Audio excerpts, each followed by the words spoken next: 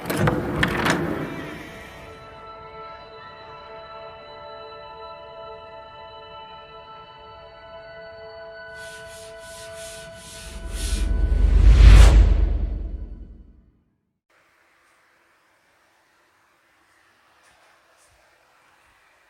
Everyone, I am Dhananjay from Dhananjay classes. My dear, मेरे पिछले video के बाद मेरे पास कई सारे कमेंट आए हैं। सर, हमें थोड़ा सा आयनन विभव, प्रथम आयनन विभव, द्वितीय आयनन विभव क्या होते हैं, इनके बारे में क्लियर कर दीजिए। तो आइए आज इस वीडियो के माध्यम से हम लोग डिस्कशन करेंगे आयनन विभव क्या होता है या आयनन एंथैल्पी क्या होती है। तो फर्स्ट ऑफ ऑल, जितने भी मेरे व्यूअर्स इस वीडियो को देख रहे हैं, पहले तो इस बात को समझने की कोशिश करें, आयनन विभव हो या आयनन एंथैल्पी, ये दोनों एक ही बात है और इंग्लिश में इसे अपन कहते हैं आयोनाइजेशन पोटेंशियल। तो आइए इस वीडियो के माध्यम से कोशिश करता हूं आपकी उन जिज्ञासाओं को शांत करने के लिए जो आपने कमेंट के द्वारा पूछी थी। चलिए तो जल्दी से स्टार्ट करते हैं आज के इस लेक्चर को। और आज का हमारा लेक्चर रहेगा आयनन विभव, और मैंने बताया आपको इसे एक और नाम से हम जानते हैं आयनन एंथैल्पी।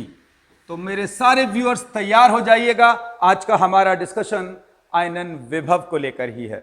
अब सवाल, सर इसे इंग्लिश में क्या कहते हैं? तो माय डियर, आयनन विभव को इंग्लिश में कहा जाता है आयोनाइजेशन पोटेंशियल। यह है आयनन विभव को। और सर, और यह आयनन एंथैल्पी का मतलब, और आयनन एंथैल्पी को हम कहते हैं आयोनाइजेशन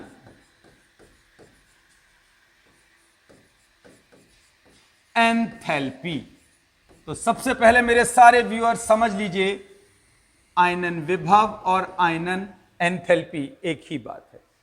तो सबसे पहले हम बात करेंगे आयनन विभव की डेफिनेशन को लेकर। तो आइए,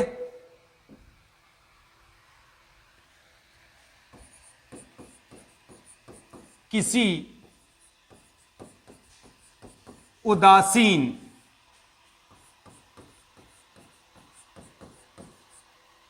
गैसीय विलगत, अजीब सा शब्द सर, विलगत। आइए विलगत का मतलब सीखते हैं पहले। इंग्लिश में कहते हैं इसे माय डियर आइसोलेटेड।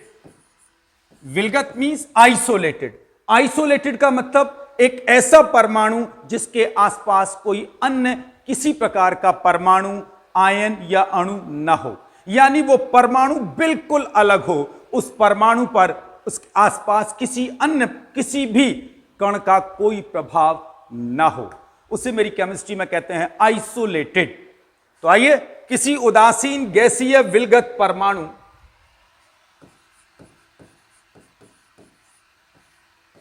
की वाह्यतम, वाह्यतम मीन्स आउटर,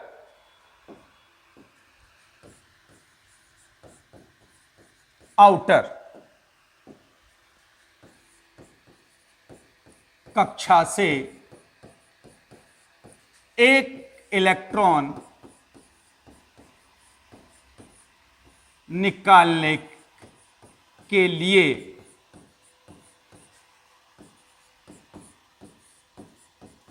जितनी ऊर्जा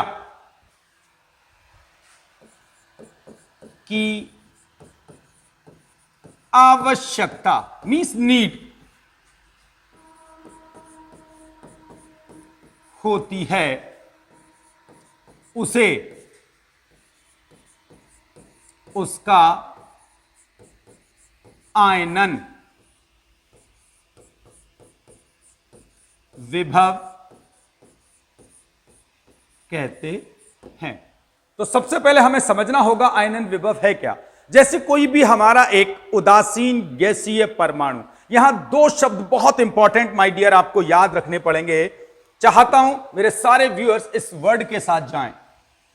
उदासीन हो गैसीय हो और विलगत हो।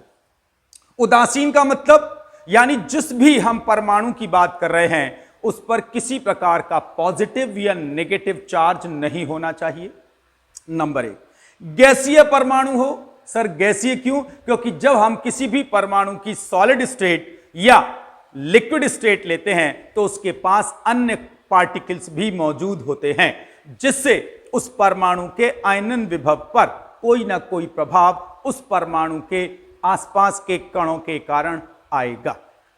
तो उदासीन हो यानी कोई आवेश ना हो, गैसीय हो यानी उस कण के आसपास कोई अन्य परमाणु या और कोई कण ना हो, और विलगत बात वही है, अकेला हो। ये ठीक है। जितनी ऊर्जा की आवश्यकता होगी उसकी आउटर मोस्ट से, एक डायग्राम से समझते हैं हम। कोशिश करिएगा मेरे साथ इस बात को क्लियर करने की। सपोज करिए ये मेरा एक परमाणु है माय डियर, और इसके अंदर एक न्यूक्लियस और ले लेते हैं जिससे आप मेरी बात को बहुत क्लियर समझ लें। ये हमारे पास एक परमाणु है और इस परमाणु की आउटर शेल में एक इलेक्ट्रॉन मूव कर रहा था।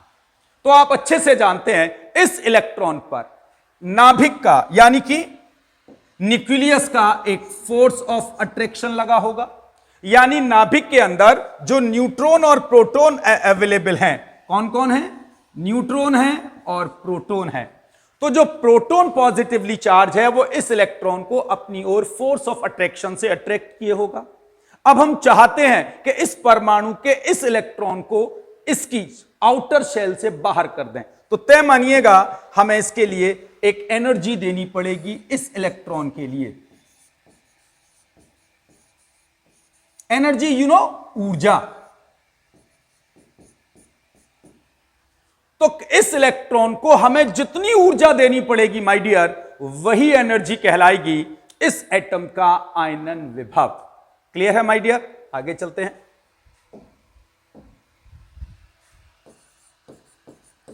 इसे प्राय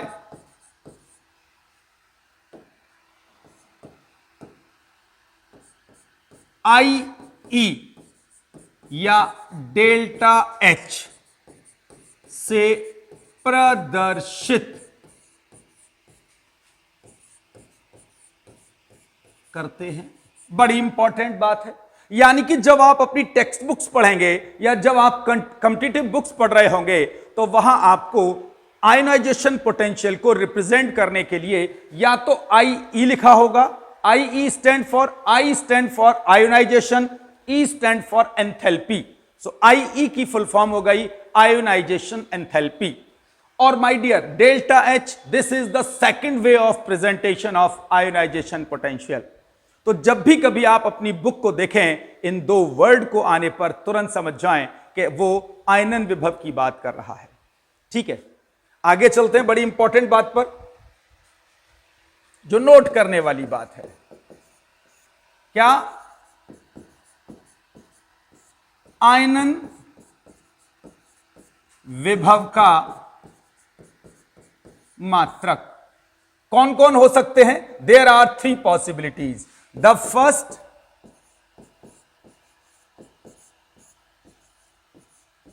किलोजूल प्रति मोल हो। सेकंड,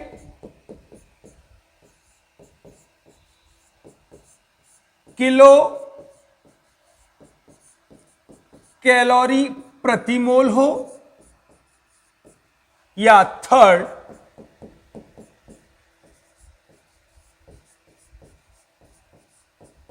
इलेक्ट्रॉन वोल्ट प्रति परमाणु।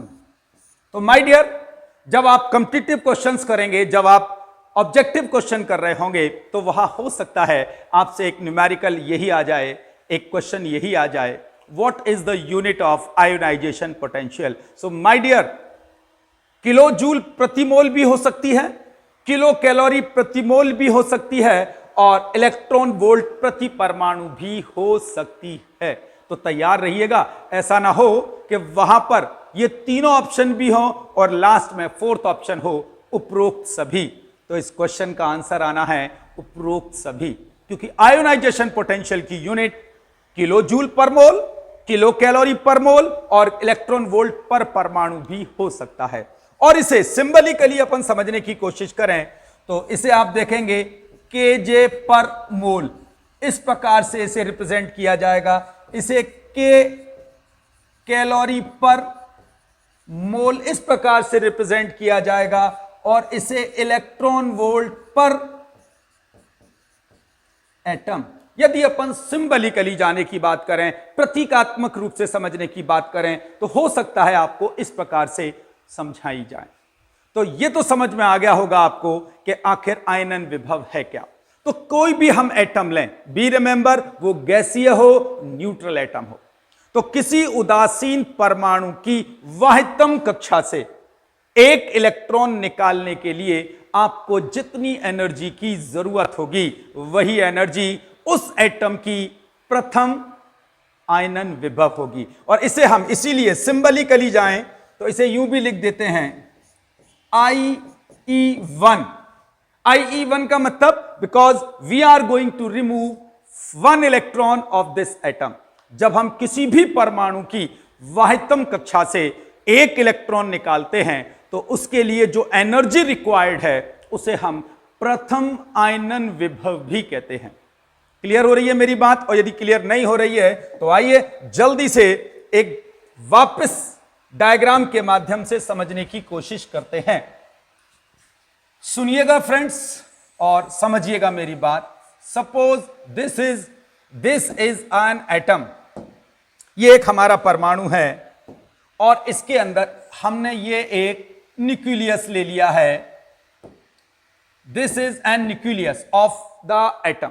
और न्यूक्लियस में एज यूजुअल यू नो वहां पर two kind of particles available होते हैं, एक जिसे आप न्यूट्रॉन कहते हैं, दूसरा जिसे आप प्रोटॉन कहते हैं। और इलेक्ट्रॉन इस प्रकार मूव करता है और इस इलेक्ट्रॉन पर हमेशा न्यूक्लियस का एक फोर्स ऑफ अट्रैक्शन, जिसे हम लिख सकते हैं आकर्षण बल, लगा होता है हमेशा।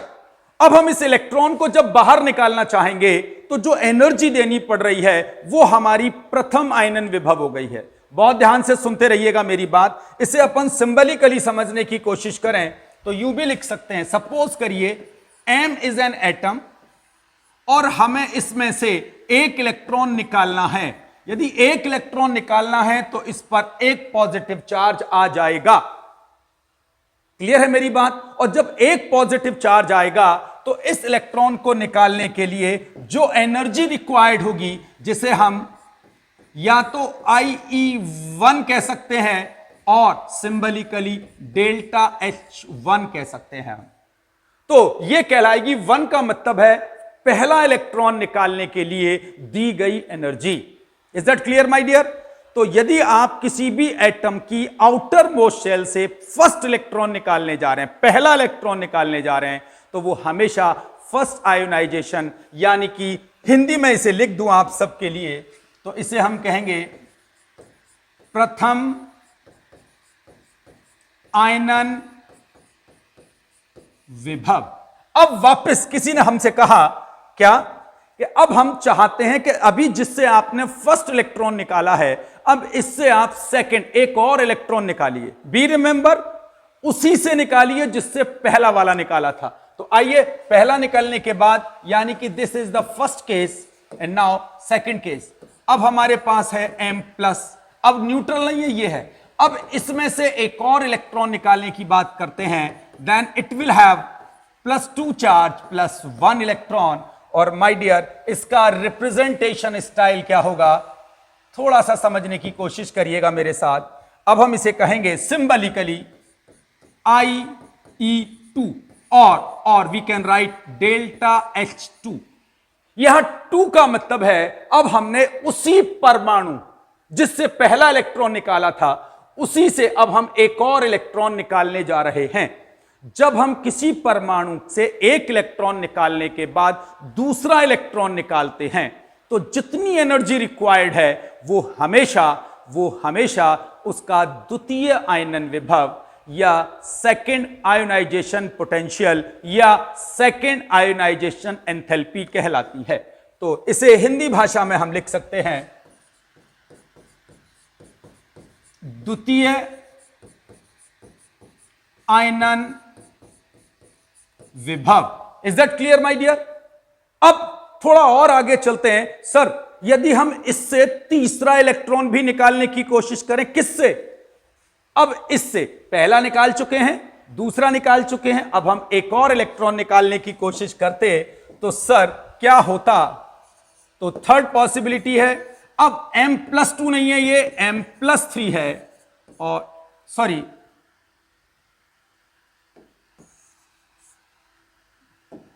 m+2, और अब हम इससे एक और इलेक्ट्रॉन निकालने जा रहे हैं। तो ऑलरेडी इसके पास +2 चार्ज था, एक इलेक्ट्रॉन और निकल गया, अब ये +3 चार्ज आ गया है।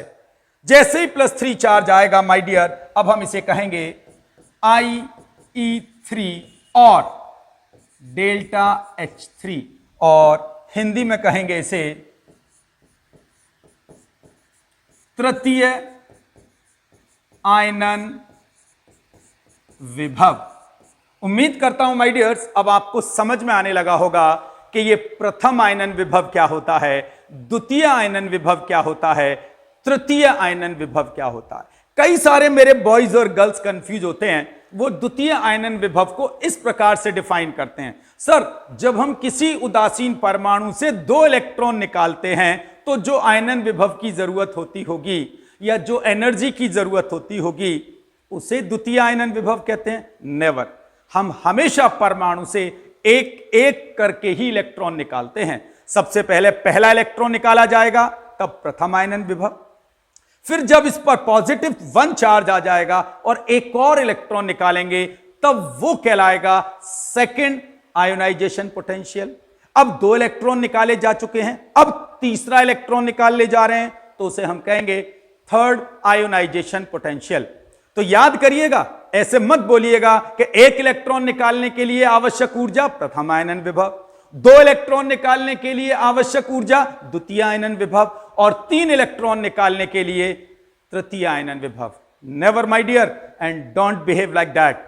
ये कभी मत कहिएगा किसी तरीके से, क्योंकि हम एक साथ 2 इलेक्ट्रॉन नहीं निकालते। Is that clear? अब यहां पर एक चीज बड़ी इंपॉर्टेंट है। वो क्या इंपॉर्टेंट है, मैं चाहता हूं मेरे सारे व्यूअर्स बहुत ध्यान से सुने। किसी भी परमाणु का प्रथम आयनन विभव सदैव द्वितीय आयनन विभव से कम होता है और द्वितीय आयनन विभव तृतीय आयनन विभव से कम होता है। पहले सिंबलिकली बताता हूं क्या कहना चाह रहा हूं, यानी कि if we are writing here my dear, patiently मुझे सुनिएगा, if I am writing here 1E3, 1E2 and 1E1, तो इसका बहुत इंपॉर्टेंट पार्ट है,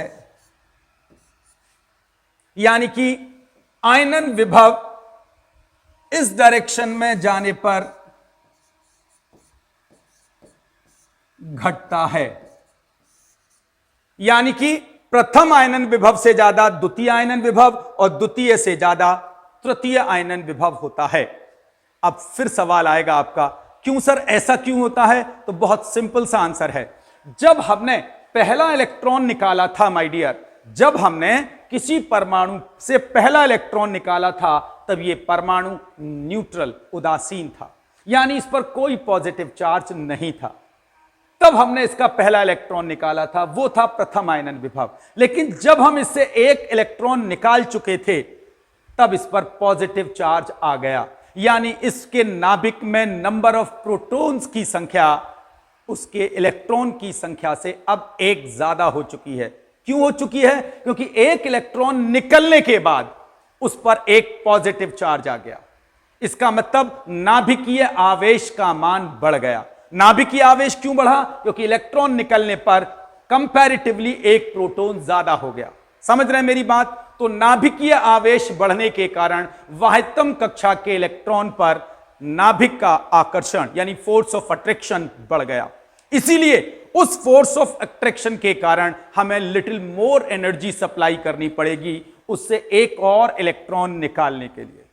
आप समझ पा रहे हैं मेरी बात? यानी जब हमने उदासीन परमाणु से निकाला था तब इस पर number of proton and number of electron हमेशा इक्वल थे, इसलिए हमें जो एनर्जी देनी पड़ी दैट वाज प्रथम आयनन विभव। लेकिन जब इससे एक इलेक्ट्रॉन निकल गया और इस पर पॉजिटिव चार्ज आ गया, यानी नाभिकीय आवेश का मान बढ़ गया, इसीलिए इस नाभिक का इसकी आउटर मोस्ट शेल के इलेक्ट्रॉन पर, यानी कि जो सेकंड इलेक्ट्रॉन निकालना चाह रहे हैं, उस पर आकर्षण बढ़ गया। और जब नाभिक का आकर्षण इलेक्ट्रॉन पर बढ़ जाएगा माय डियर, तो फिर हमें ज्यादा एनर्जी रिक्वायर्ड होगी इस इलेक्ट्रॉन को बाहर निकालने के लिए। इसीलिए हमेशा IE2 की वैल्यू IE1 से ज्यादा होती है। समझ पा रहे हैं मेरी बात? अब बात करते हैं सर तृतीय आयनन विभव। अब इसमें से 2 इलेक्ट्रॉन निकलने के कारण इसके ऊपर +2 चार्ज आ चुका है। +2 चार्ज का मतलब इस पर कंपैरेटिवली न्यूक्लियस में 2 प्रोटॉन एक्स्ट्रा हो गए।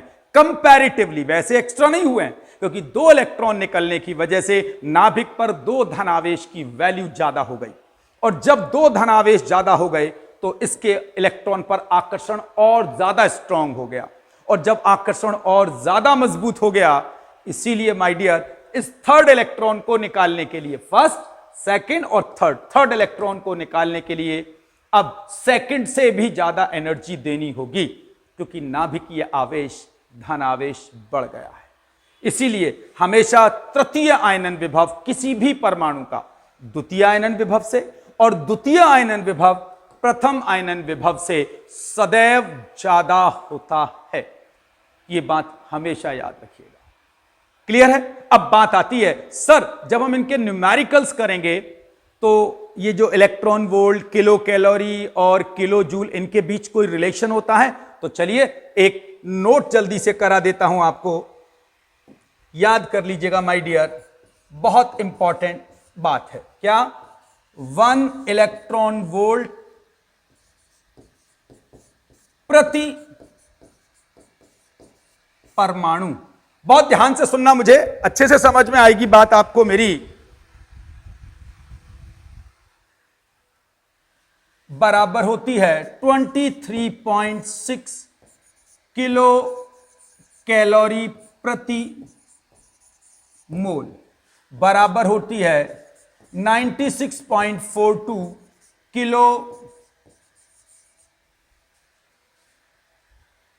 किलो जूल प्रति मोल। यह कन्वर्जन याद रखिएगा, यानी कि 1 इलेक्ट्रॉन वोल्ट प्रति परमाणु को यदि हमें कैलोरी में कन्वर्ट करना पड़ जाए फॉर द कैलकुलेशन, तो वो होती है हमेशा 23.6 किलो कैलोरी पर मोल या 96.427 किलो जूल पर मोल। So this is the conversion for numericals which you will face in your competitive examinations। आगे चलते हैं। अब बात सर इस आयनन विभव का आवर्त और वर्ग में क्या प्रभाव पड़ता है? यस माय डियर, बड़ा इंपॉर्टेंट पार्ट है ये हमारा। तो यदि आप लोगों ने पीरियोडिक टेबल को कभी गौर किया हो तो एक सिंबलिकली मैं डिजाइन कर लेता हूं जिससे आप मेरी बात को समझें। यहां मैं लिखने जा रहा हूं सेकंड पीरियड और उसके ऊपर लिखने जा रहा हूं my dear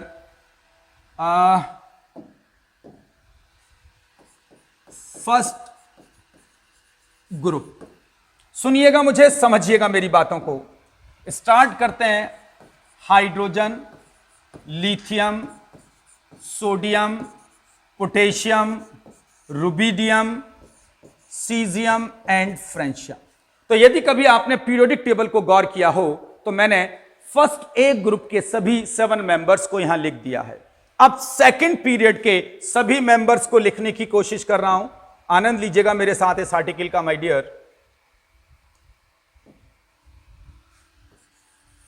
beryllium, boron, carbon, nitrogen, oxygen, fluorine and neon. तो मैंने आवर्त सारणी का ये एक ग्रुप ले लिया है जिसमें हम अप टू डाउन आएंगे और एक पीरियड ले लिया है जो हम लेफ्ट से राइट जाएंगे। ठीक है, तो देखते हैं क्या क्या प्रभाव पड़ता है। सबसे पहले बात करूंगा फर्स्ट वर्ग में प्रभाव क्या पड़ेगा? किसका? आयनन विभव का। तो वर्ग हमेशा कहां से कहां होता है माय डियर? जो मेरे व्यूअर्स देख रहे हैं, मैं बात इसकी कर रहा हूं, इसकी। हमेशा आयनन विभव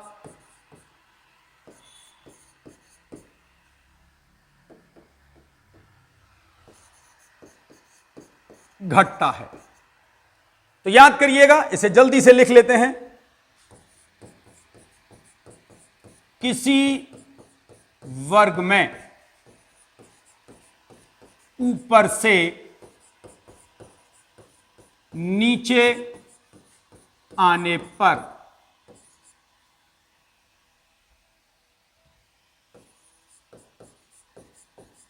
आयनन विभव का मान सदैव कोशों, कोश ना समझ में आए हों, शेल की संख्या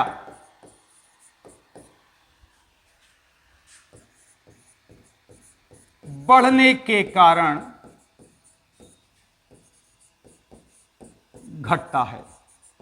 अब आप कहेंगे सर कोशों की संख्या बढ़ने से सर आयनन विभव पर क्या इंपैक्ट आ जाएगा? जैसे जैसे नाभिक के चारों ओर नंबर ऑफ शेल्स बढ़ती हैं, तो शेल बढ़ने से इलेक्ट्रॉन की नाभिक से डिस्टेंस, दूरी बढ़ती है, और जब दूरी बढ़ेगी तो नाभिक का फोर्स ऑफ अट्रैक्शन उस आउटर मोस्ट शेल के इलेक्ट्रॉन पर कम हो जाएगा। और जब नाभिक का यानी न्यूक्लियस का force of attraction outer shell यानी बाह्यतम कक्षा के इलेक्ट्रॉन पर कम होगा, तो उसको नाभिक के आकर्षण से दूर करने के लिए हमें कम ऊर्जा की आवश्यकता होगी। उम्मीद है मेरी बात समझ रहे हैं। तो जैसे जैसे कोई भी इलेक्ट्रॉन नाभिक से दूर जाने लगता है, नाभिक का उस इलेक्ट्रॉन पर आकर्षण घट जाता है, जिससे उस इलेक्ट्रॉन को बहुत कम एनर्जी देकर ही उसकी आउटर शेल से बाहर निकाला जा सकता है। और जब कम एनर्जी देनी होगी तो आप समझ गए होंगे आयनन विभव भी कम होगा। अब दूसरी बात करते हैं, सेकंड जो पॉइंट हमें याद रखना है, आवर्त में प्रभाव, आवर्त पीरियड में प्रभाव। तो बात करते हैं सर ये आवर्त में प्रभाव क्या होता है? तो आइए मेरे साथ जल्दी।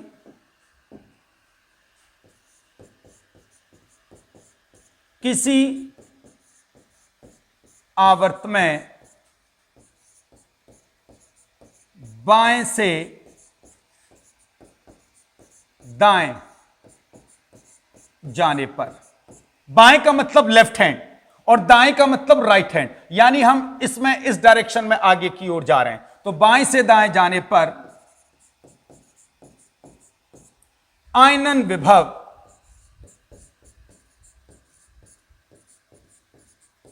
सदैव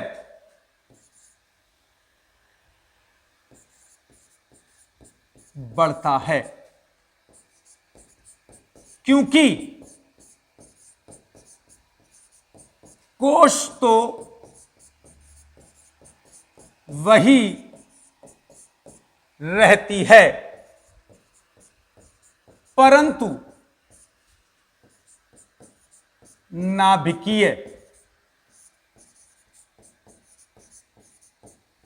आवेश का मान बढ़ता है। अब आप कहेंगे सर समझ में नहीं आई बात। यदि आप किसी भी आवर्त में बाएं से दाएं जाते हैं, बाएं से दाएं जाते हैं, अब आप कहेंगे सर जरा इसको भी समझा दीजिए। मैं बात कर रहा हूं, यदि आप किसी भी आवर्त में बाएं से दाएं जा रहे हैं, means you are going in this way, left से राइट, तो आयनन विभव माय डियर, आयनन विभव बढ़ता है। अब मेरे सारे व्यूअर्स कहेंगे सर क्यों ऐसा क्यों होता है? तो उसके लिए हमें थोड़ा सा कंसेप्ट समझनी होगी इलेक्ट्रॉनिक कॉन्फ़िगरेशन की। यदि हम लिथियम का इलेक्ट्रॉनिक कॉन्फ़िगरेशन करते तो माय डियर, शायद आप लोग अच्छे से जानते हैं लिथियम का होता है 2 and 1, इसका 2 and 2, 2 and 3, 2 and 4, 2 and 5, 2 and 6, 2 and 7 and 2 and 8।